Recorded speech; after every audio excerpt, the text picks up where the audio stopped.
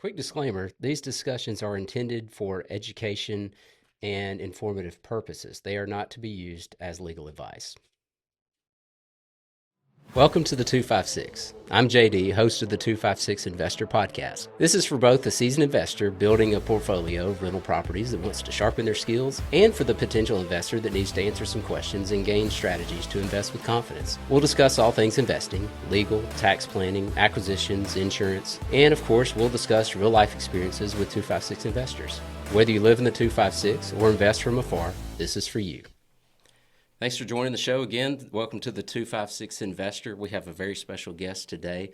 Steve Albanese is here with us. He is a local investor. He's got quite a story to tell. He's I won't say retired minister because you're still preaching a little bit, right, Steve? Mm-hmm. But he has had a life in ministry and also investing. And welcome, Steve. Good to have you here. Well, good to be here with you, Josh. It's a great day to be here and get reacquainted with you. We got acquainted, I guess, about 5 or 6 years ago when my son-in-law recommended me to get in touch with you when I was thinking about investing some money in some property here in the Huntsville area.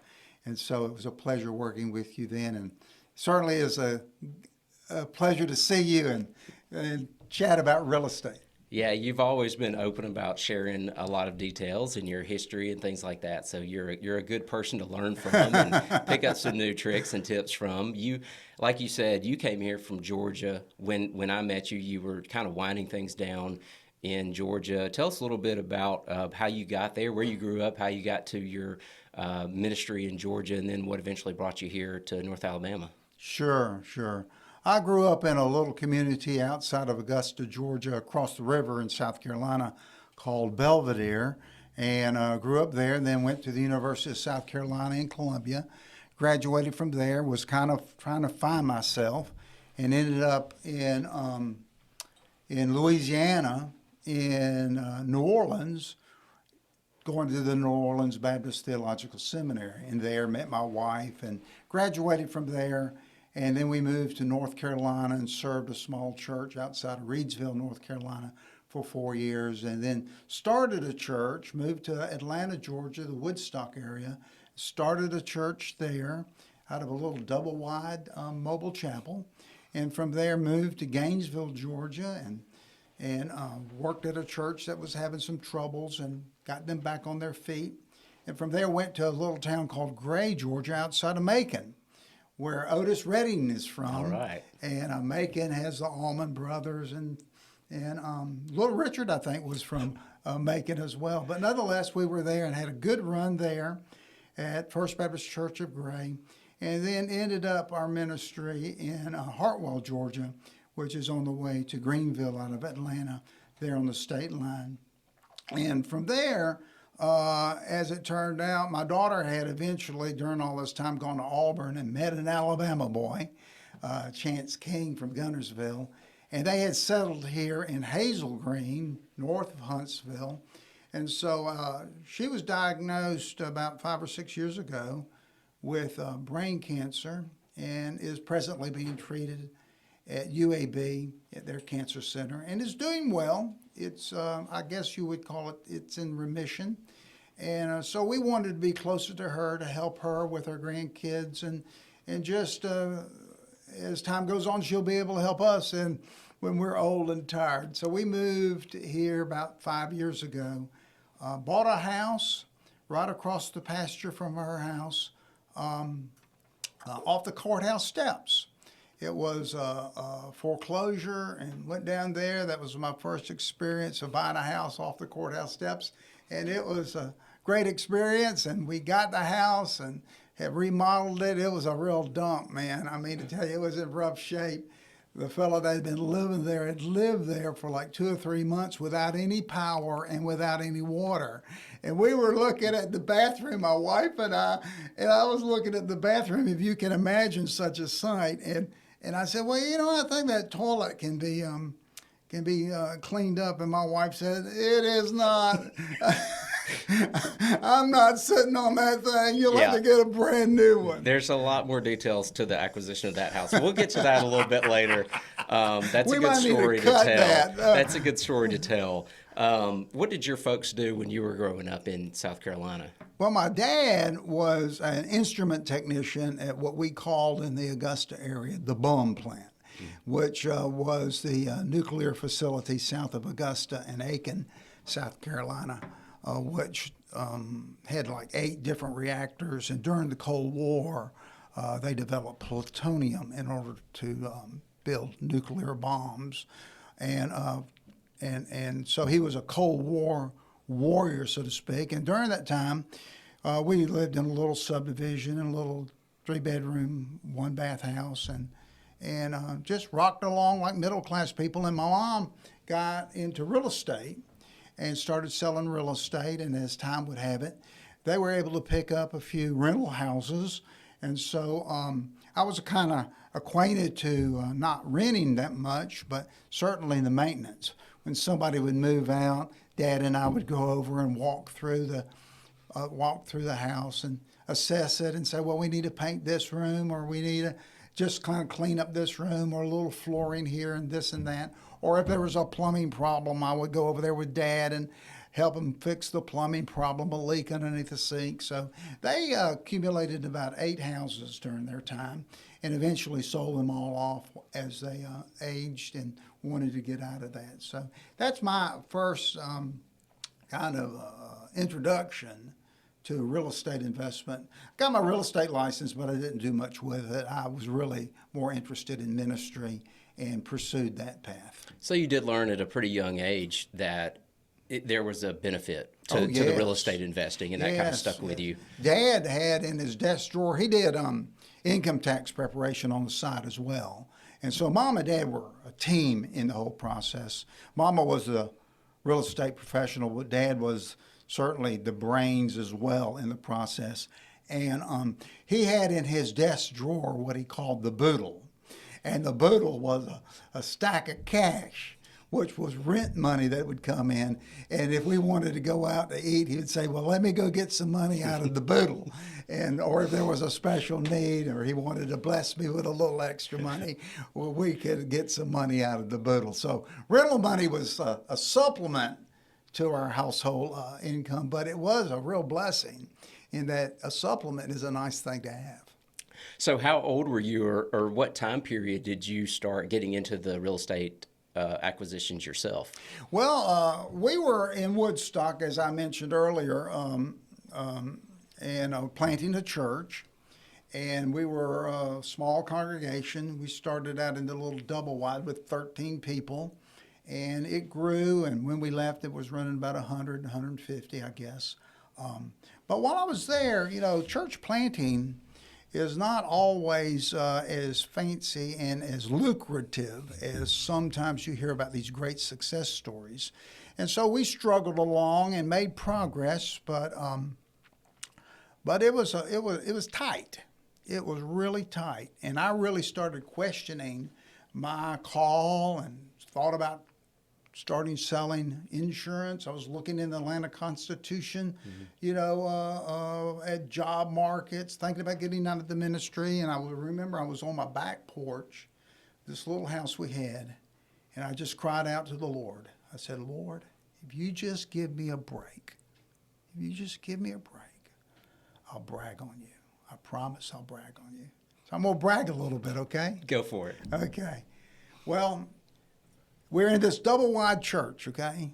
And we're on one side of Woodstock.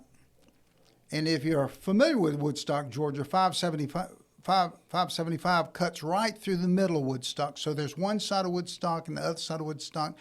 And on the other side of Woodstock, in a different county, Cobb County, was a little duplex community. And somebody drove from that duplex community across the county line, across the interstate, to attend church at our double-wide mobile chapel. And they filled out a little visitor's card, and me being a starving minister, I followed up on everybody, every prospect, always found their address, and I drove over there, Josh, across town, and looked through that duplex community, and for the life of me, could not find the address. could not, and I can snoop out an address, but I could not find it. But while I was there, I noticed these signs up from the Resolution Trust Corporation, which was back in the 1990s. The Resolution Trust Corporation was the government agency that was in charge of liquidating all of the savings and loan foreclosures, where the savings and loan companies had gotten into the mortgage business and they had foreclosed on a bunch of stuff. And so they were auctioning these off. And they were duplexes. And so I went to the auction and ended up buying a duplex with a tenant on one side for $40,000, an FHA loan. It was interesting. Everybody said, you need to lock in your loan right now. It's as low as they're ever going to be at 8.5%. And I thought, I'm going to roll the dice and get what's the loan that goes up and down? Adjustable rate. Yeah, adjustable rate. I locked it in. I think I got in like a teaser rate at 4.5 or whatever. It might have went up to 6 the next year, something like that. And when I sold that thing, it had gone to the basement, and it was like at 2.3 when I eventually sold it. It was the best decision to get an adjustable rate, because I would have been stuck at 8.5. But we bought this duplex, and with the condition that you have to live in it at least a year. So we went in and made it into a little dollhouse on our side and started collecting rent from the person that was already there on the other side. And then eventually we bought another 3-bedroom house. When my son was born, we wanted a little more room. And we bought a 3-bedroom, 2-bath house, little VA. VA was able to put down some money and assume the loan for the VA loan. As you know, non-escalating, non-qualifying VA loan if you could just pay the equity. And so we assumed that. And then we were called to Gainesville, Georgia, to serve a church. And I thought, well, I'm just going to rent these out. It's about an hour and a half from our house. So I rented out. I had already rented out both sides of the duplex. We rented out the house, went to Gainesville, served there 6 years, and collected rent. And I would drive down, when we'd get a new tenant and clean it up. My son would go with me, or my wife, and we would do those types of things. And then we were called to Gray, Georgia, which is down around Macon. And it is a somewhat further drive to Woodstock, but there was a little duplex community there. And I thought, well, my goodness, here's a duplex, there's a duplex. These duplexes are, 15 minutes from my house. That duplex is an hour, 2.5 hours away. So you're acquainted with the 1031 tax-free exchange. Yeah, go for it. So I put the duplex and the house on the market and made about $100,000 off the duplex and another, I don't know, let's just say $80,000 off the house. And took that equity with the 1031 tax-free exchange and leveraged it into buying multiple duplexes in the Gray area, because I could take, like back then, money was a little bit cheaper and easier to get a loan. And my banker friend, and I emphasize a banker friend, the church I was at had the chairman of the board of the bank. There you go. Was one of my it deacons. Worked out. So it's not what you know all the time, but it's who you know. So it helps. Okay. It helps. And so I got good terms, and of course, interest rates were kind of high back then. It's still about 8-7%, and a commercial loan, but they required 10% down. So I was able to take that $180,000 and leverage it into buying multiple duplexes there. Of course, it put me in debt pretty deep, but the rents serviced the debt. It gave me some money to save for taxes and insurance, which you need to save for, about $1,000 each annually. Plus, you always want to save for the air conditioner that's going to go out, Right? or the deductible for the hailstorm on your roof, or whatever the case may be. You're always have to be setting up before you go to the boodle. Before you go to the boodle, you got to set aside, service the loan. I'm going to have to pay taxes. I'm going to have to pay insurance. I'm going to have to pay for an air conditioner or whatever. Got to take care of that. And then I can put some money in the boodle. We didn't make a lot of money, but it was some fun money. You know, it was some fun money. We didn't make a lot of money. And it serviced the loan. And what was so beautiful about it is that all those renters were paying for my property. They were paying my loans down, okay? And 20 grand that I spent on a $100,000 duplex, okay? Okay, $100,000 duplex, let's just say. This was back in 2001, 2002, 2003. Almost 25 years ago. Yeah, 25 years ago. Hard to believe, isn't it? It is. 25 years ago. Mercy. But you take, well, let's say I put 20 grand on a $100,000 duplex, all right? And the duplex appreciates at 2% a year, okay? $100,000, 2% is how much? $2,000. $2,000. On my $20,000 investment. Right. Therefore, I'm making 10%, right? Right. I'm making 10% on my $20,000, plus the mortgage is being paid. I'm earning, building equity, paying down the principal, servicing the loan, and have some boodle money to go out to eat at wherever or go to Panama City on vacation. So we didn't go to Hawaii, but we could go to Panama City. Okay? You weren't Scrooge McDuck diving into a pile of cash when you got home every day. No. But you had renters who were buying your equity. Yes. In those homes. That's very important. I think a lot of people forget about that. If you're not diving into a pile of cash, you still have some renters who are buying your equity in those homes. That's very important to remember. So you sold a single family residential and a duplex in Woodstock, Georgia. Correct. And acquired your multiple duplexes in Gray, Georgia through a 1031 exchange. Yes. How did you know about the 1031 at that time? Because although it had been around for a little while, I don't think it was really widely known. Like a lot of people are doing that now, but how did you come across that and understand that that was a way to convert your property tax-free or tax-deferred? Well, my brother who lives out in Los Angeles, he's older than me, and he was out there in the computer development software industry and had acquired a couple of pieces of property here and there. And he was in Venice, Muscle Beach, outside of Los Angeles, when it was a rough area. Now it's pretty fancy, you know. Fancy people live there, and they got $100 pizzas and stuff like that. But back then it was pretty rough. He had a bullet come through his window one day, and he hit the floor, you know, because of the neighborhood that it was. But it was gentrified, and through that process, he learned of 1031s. And so he introduced me to the concept of taking your equity and leveraging in it to buying more multiple properties.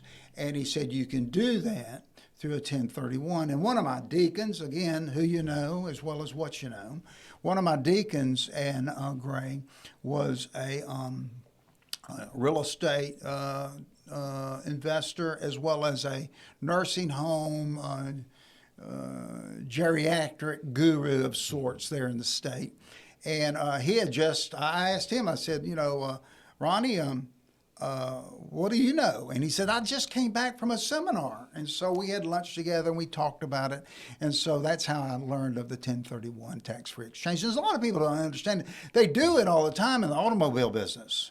You know, if I went to the Ford dealer today to buy a new F-150 and I had my trade-in that was worth $10,000 and I was buying a $30,000 truck, I would only pay sales tax on the difference between my trade-in and the price of the truck. And that, in a sense, is a tax-free exchange. If I went in and paid the full $30,000, I'd have to pay sales tax on the full 30. But since I have a trade-in that's worth 10, I'm only going to pay sales tax on the 20. So it's similar. You sell a piece of property. There is governmental restrictions about a time frame and targeting, and you really need to talk to somebody that knows what they're doing and have a designated Qualified intermediary. Thank you very much. to handle the money, because you don't touch the money. You don't touch the money, the equity of your sale of your property, you don't touch it. Because if you touch it, it becomes yours and you have to pay tax capital gains on it. Right. And that could hurt you. Now, you're deferring capital gains unless you die. You're not eliminating, you're deferring You're the deferring gains, taxes. Now, if you hold on to the property, it's my understanding that if you hold on to the property to the date of death, your heirs do not have to pay the capital gains. And that's the they big can benefit. They can inherit it without any tax liability. So that's kind of how I got into that. And we'll have a tax expert on down the road who's going to specifically talk about the 1031s. The 1031 comes from the tax code from Right. that the IRS published called 1031 like-kind exchange. So Right. you're right, you have to exchange like-kind products. And in real estate, it can be real estate for real estate. You could sell your house that you live in right now and go buy some industrial real estate. It doesn't have to be a house for a house. It just has to be real estate for real estate. Okay. That's one important thing to know. It is a like-kind exchange. Yes. So real estate for real estate. I can't go out and buy cars. Right. You can't sell your house and go out and buy cars and defer the tax. You're right. Right. Or stock. So you lived for at least a year in a duplex that Yes. you rented out the other half. Yes. Preaching in a double-wide mobile church building. Yes, I sure did. And you went from there to multiple duplexes. So this didn't happen overnight, but it wasn't that long of a period of time where you just kind of got through it and you worked Right. hard and You just keep stuck pecking. with what you You with just what keep did. pecking. You kept You just keep improving. pecking. You know what I mean? And you took advantage of a tax situation that you learned about from your brother out in Muscle Beach. Yes. So, wow, what a way to get from A to B. Now, two things that I left out. I wanted to make a point, and sometimes I skip over it when I get excited, is that when I was looking over there in that little community for that person that came to our church, and I saw those duplexes that were going to be auctioned off. You could only buy one, okay? And we were able to buy it. I left out the point that who in the world would cross a county line, come across an interstate to attend, driving past all these nice big churches with pretty buildings, to attend a double-wide mobile chapel? And I'm going to say that God answered my prayer when I cried out to him, just get me over it. That point And didn't get by me.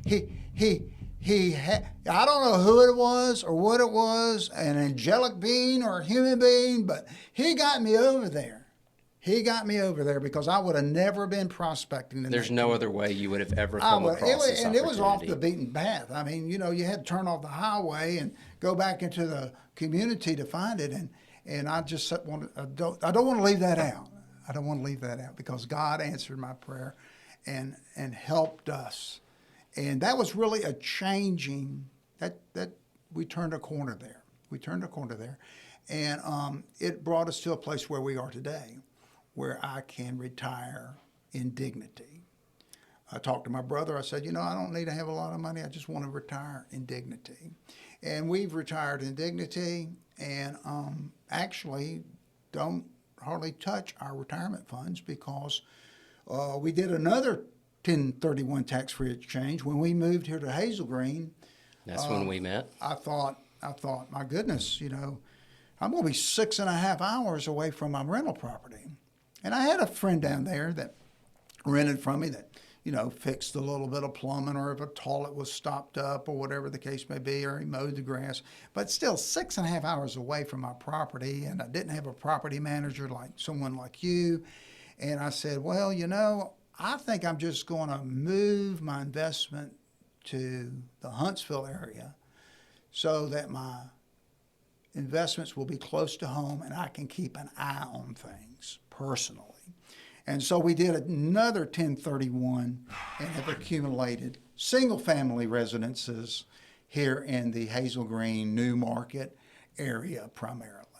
And did that in 2022. Had a fellow that had some duplexes there in Georgia in the same community. He wanted to buy mine. He was able to work with me so I could sell 3 at a time, so I didn't have to run out and spend a whole bunch of money trying to buy houses all of a sudden. So that whole year we were able to accumulate and make the switch over to the Hazel Green New Market rental market. Did you ever consider a career change after that initial, kind of plea? No. We served a full 37 years of ministry, all of that but 4 in Georgia. As I mentioned, we were in North Carolina for 4 years after marrying in New Orleans in '83. Gonna have my 42nd anniversary this week. Amen. Beautiful woman and great partner. Great partner. One thing that is very important, Josh, is having a reliable, supportive partner in ministry or in real estate. And bless God, I've got one. Like you said, you've always handled your own real estate. You've never hired anybody to do that for you. You told me a story one time where you had to remove somebody from a property. I think you were going through the legal eviction process, and you said the only way to do that was to go hit the books at the library and study up and figure how to do this because you didn't have anybody that you paid. And I imagine that might have been the only way for you to get by in the early days was just do it all yourself. But you've always figured it out, and you've studied. Tried to, but you've done a good job of that. Well, you helped me when we were still going back and forth from Hartwell, Georgia to here. You managed my property for about a year or so. We did, and that might have been the only time you paid. It was, and you did a great job. But when I got here, I said, well, I'm able to do it. Thank you very much. If I ever need to use your services, I certainly will. But yeah, that was the only time. Actually, the roles were reversed when I went to the library. You were getting kicked out of a place? No, what happened, we had sold our house there because I was I was house payment hungry. I thought the church would grow faster because I was God's gift to Woodstock, Georgia. Didn't everybody know that?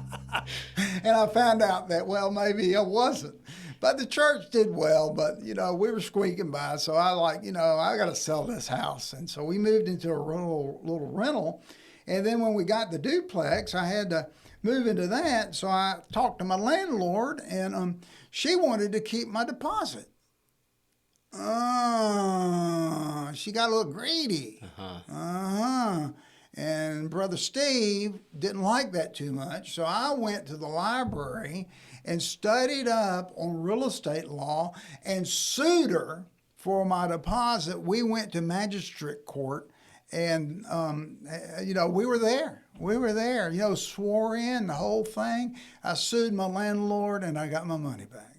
It doubled the amount, or just the amount that if I she had owed known a little bit more, I would have asked her how many properties she had.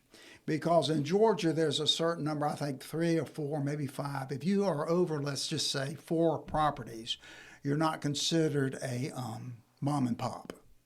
And I did not know how many properties she had. If she had like 8, I could ask for a triple punitive judgment.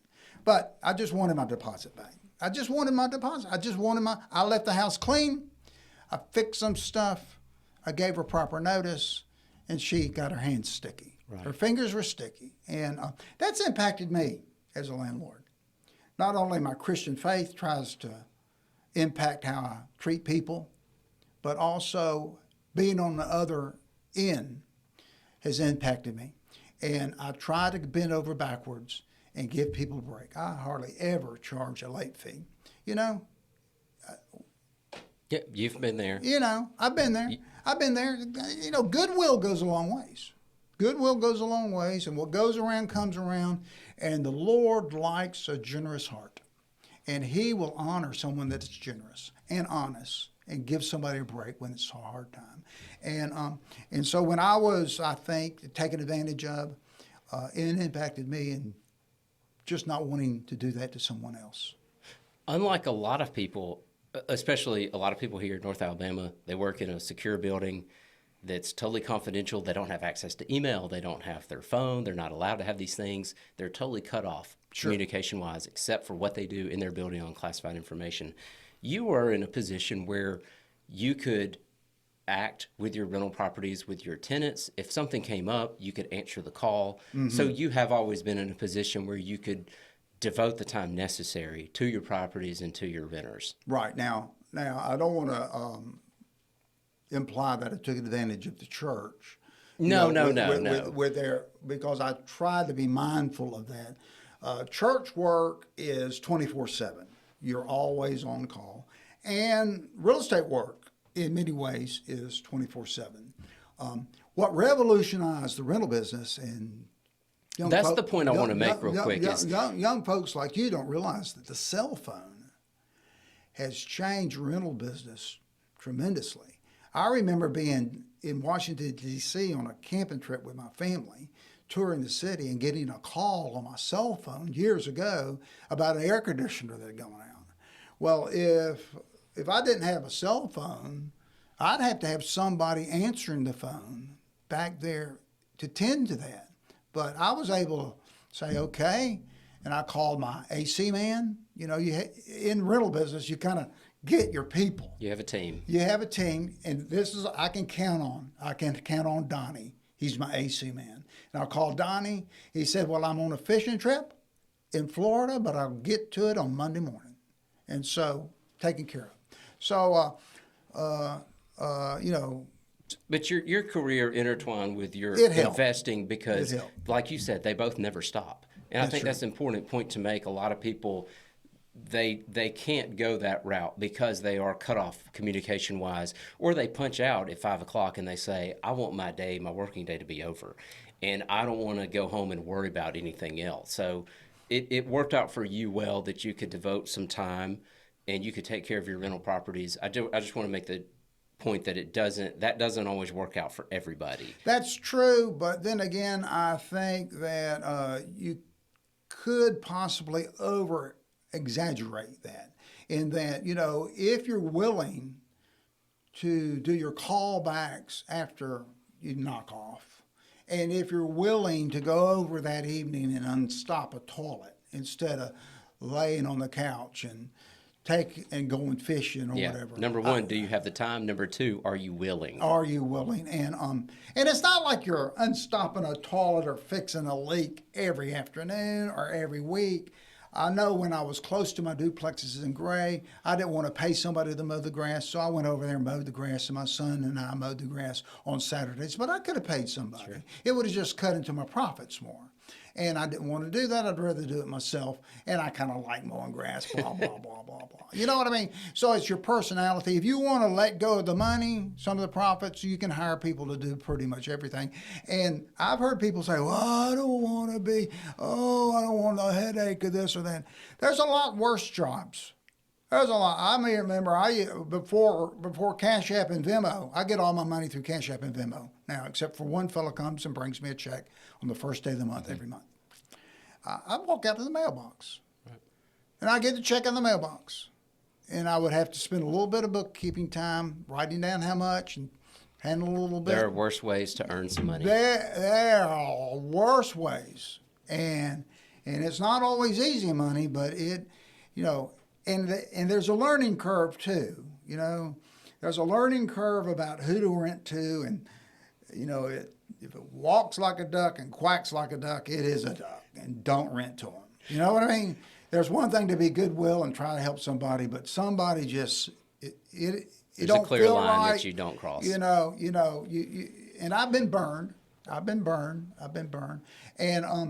and some people get out of the rental business because they have been burned. Right. But I'm like, you know, it's working, learn from my mistake, and forget about the $1,500 they owe me. It's going to happen to everybody. I'm never going to get that money. Learn from the mistake, move on, and it doesn't mean that it's going to happen again, or at least it won't happen that exact same way again because you learn something new. Yeah. At least I've had repeats. But not as many. Yeah. You know, not as many. But you say, okay, I'm not going to get that money ever again. If they had the money, they would have paid me the rent. Right. So I'm not going to get that. just move forward. Just move forward and keep moving forward and try to improve. Keep pecking, and it pays off. So you utilized the 1031 tax-deferred exchange process twice to get to where you are now. Yes. So what are you doing now? Are you on the hunt to add to your portfolio, or do you kind of content with what you have? And I think you said you are actively working with a church. I just was called to a little rural church in a new market, Neely's Chapel Baptist Church. Okay. I was called there 2 Sundays ago, and had my first Sunday as pastor. I had been filling in the pulpit prior to that for maybe 2 or 3 months. Their pastor had suddenly passed away, and they asked me to fill in, and so then they called me. And so it's it's kind of like a semi-retirement situation. And but prior to that, I'd been retired for 5 years. I retired in 2019, so is that 6 years now? Mm-hmm. Yeah, and occasionally getting some fun money out of my retirement account, but mostly just living off of my rental income. Okay. Yeah. You brought up something that I want to cover before we let you go. Sure. When you bought your property down the road from Chance and Stephanie, Yes. you called me and you said, I'm kind of in a situation here and I need some advice. Yes. You purchased a property at the courthouse steps. I think this was in Limestone County, correct? No, it's in Madison. It was in Madison County. Okay. You purchased a property at auction on the courthouse steps only to find out that someone was inhabiting that house that you purchased. You get to the home and someone tells you, I'm living in here. You cannot come in. And so that was your question. Where do I go from here? Yes. That was a neat story. It was a neat story. Actually, we had already moved here and was in the house next door to Stephanie Chance. And this house, I'd been eyeballing it because I'd seen the grass grown up, and it was in a different neighborhood, like you said, about 5 miles, 3-4 miles from our house. And I've been eyeballing it, and it came up on auction.com, and so I noticed that somebody was living there and it was occupied. But so I bought it off the courthouse steps, and then I went over there and knocked on the door. I couldn't get anybody to come to the door, and then I left a letter. I bought this house. Please give me a call. And I didn't get a phone call. And I thought, well, what am I going to do? And then you told me about cash for keys. And that's where you go there and you actually pay them to leave. You paid them to leave the house, and it worked. Well, as it turned out, I don't know if I should say that. I was about to make an offer to pay them when I got a phone call. I mean, I'd already typed up my letter saying I'll give you this much amount if you just please move.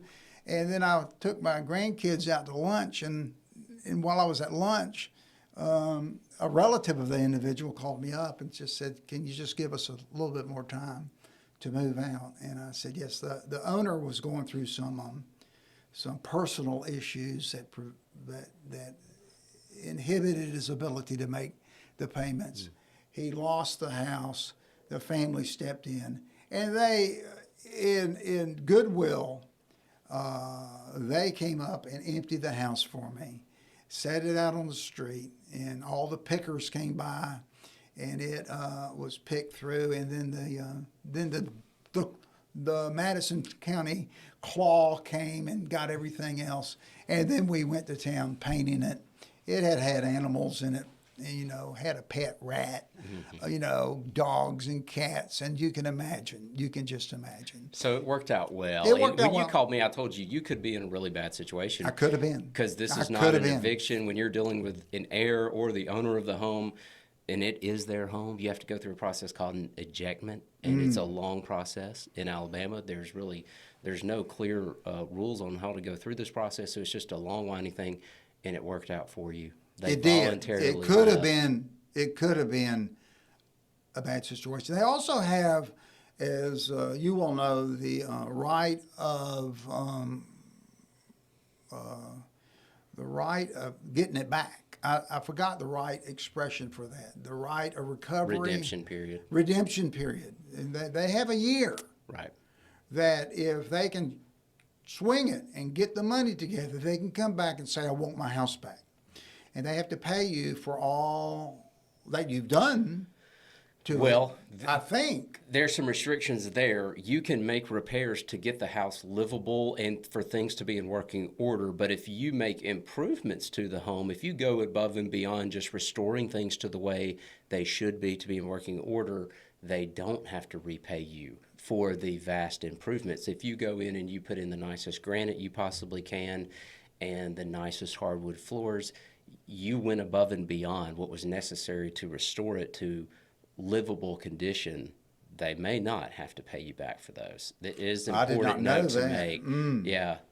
So there's risk. There is risk. There is Anytime risk. you buy foreclosure, there is risk. And in the Huntsville area, It's also really rare that somebody can redeem.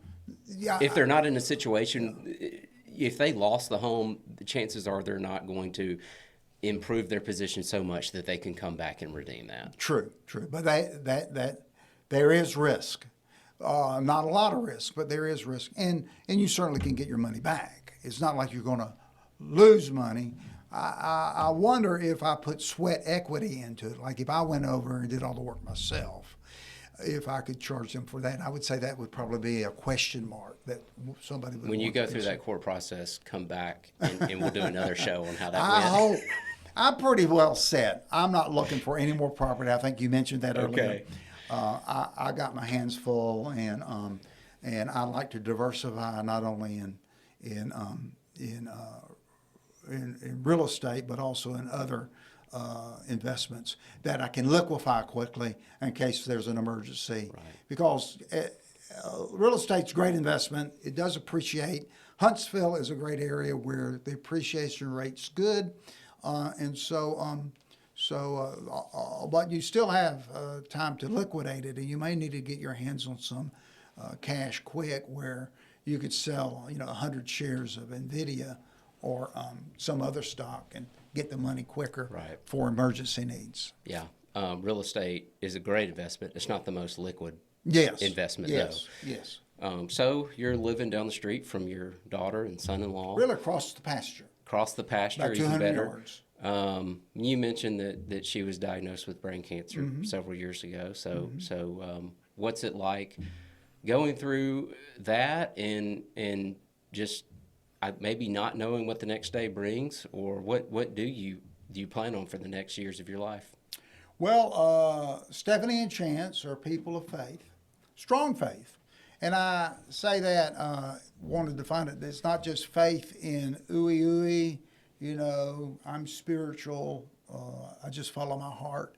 They're believers in the Lord Jesus Christ and the objective revelation found in the Bible from God's Word. And so they are those that believe, and as do I and my wife, in the sovereignty of God and His absolute love for us. And though we do not know the whys of life, we know that Jesus Christ gave His life on the cross so that we might have eternal life. And we do live in a broken world, a fallen world.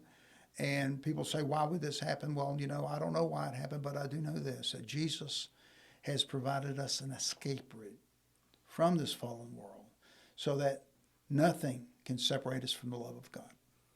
Nothing, not even death itself. And though the tragedy of this world is all around us, Memorial Day reminds us of all the sacrifice and suffering that people have had, we can put our faith in a sovereign, loving, holy God who will superintend our lives and give us strength in times of weakness. And so Stephanie and Chance are navigating day to day, but hopeful that God holds their lives in the palm of His hands, and that she and Chance and their 4 kids will be just fine. And Lynn and I, though there's ups and downs, I don't want to imply that, oh boy, we just pie in the sky and the by and by. No, there's times of questioning and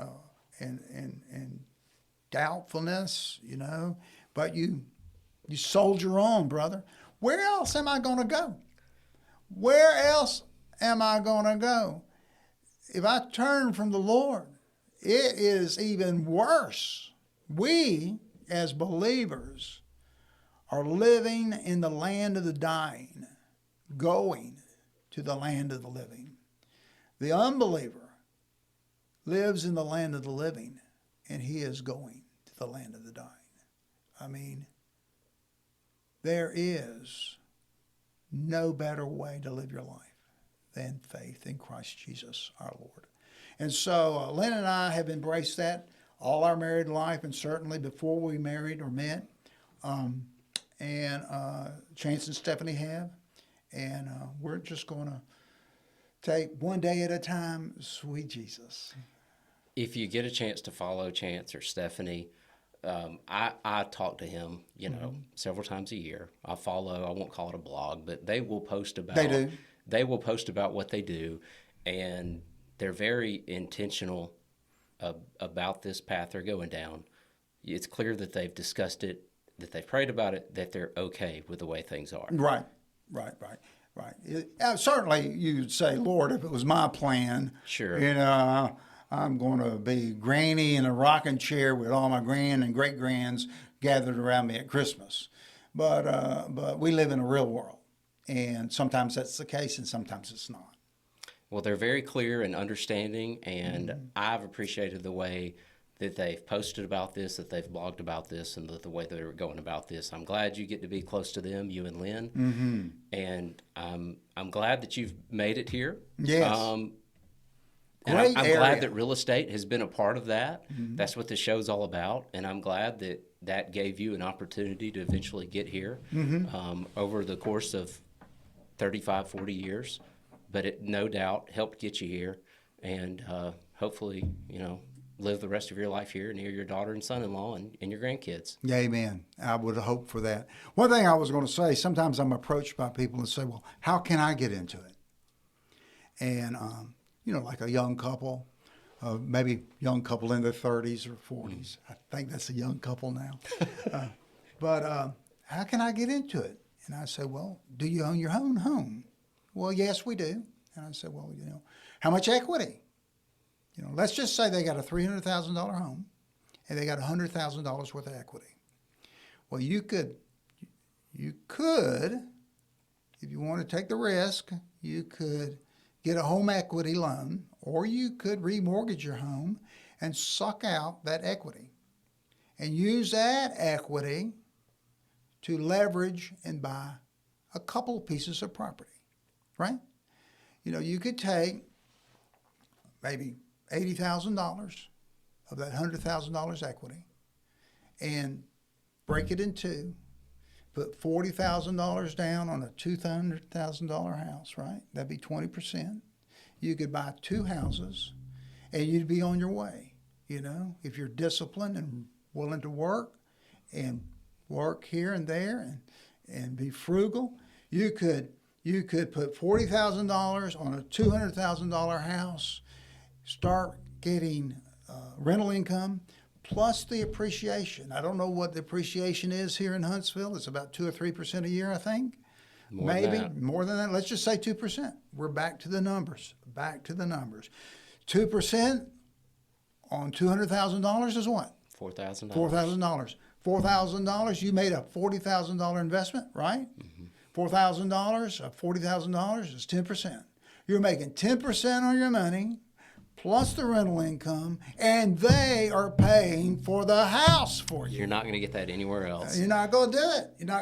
Now, you still have to pay for your house, and you did get all the equity out of your house, but you have leveraged it so you can make more money with your money. I tell people this. You need to learn how to work for money. Everybody needs to learn how to work for money, but you also need to learn how money can work for you. Learn how money can work for you as well as you working for the money.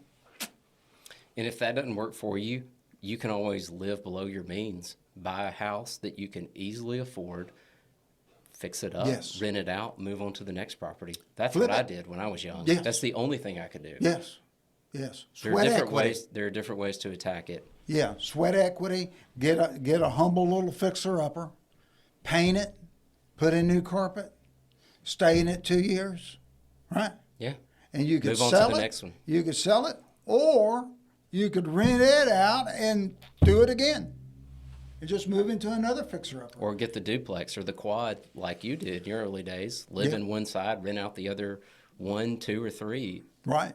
Right. As And long as it's a 4-unit or less structure, you can get a loan just like you would for any other That's right. home, a conventional loan. That's right. That's right. You can get a you could get a quadruplex, and if you live in one of them, you can get a primary resident Right. Very good term. The best of terms you can get. mortgage, whereas a commercial loan is more costly. Whole different ball game. And if you do, like you said, you move into it, you get your personal primary residence loan. Well, you keep that mortgage when you move to the next one. Now you got to stay in it for a while in order to fulfill the terms of the mortgage. But once you fulfill that, you could buy another fixer-upper. And you just don't buy the Cadillac, buy the Chevrolet. There you go. You know, and save the difference. Save the difference. Put back every payday, save something. And what's the other expression? It is always spend less than you make. Always spend less than you make and keep on doing it. And you'll grow wealthy slowly. But you'll get there. You'll get there. Good quote to end with. Steve Albanese. It's good to see you, Steve. God bless you, I man. hope we can do it again sometime. I hope so, too. I'd love to come back. Thank you. For Steve, I'm JD. My time's up. I thank you for yours. Thank you.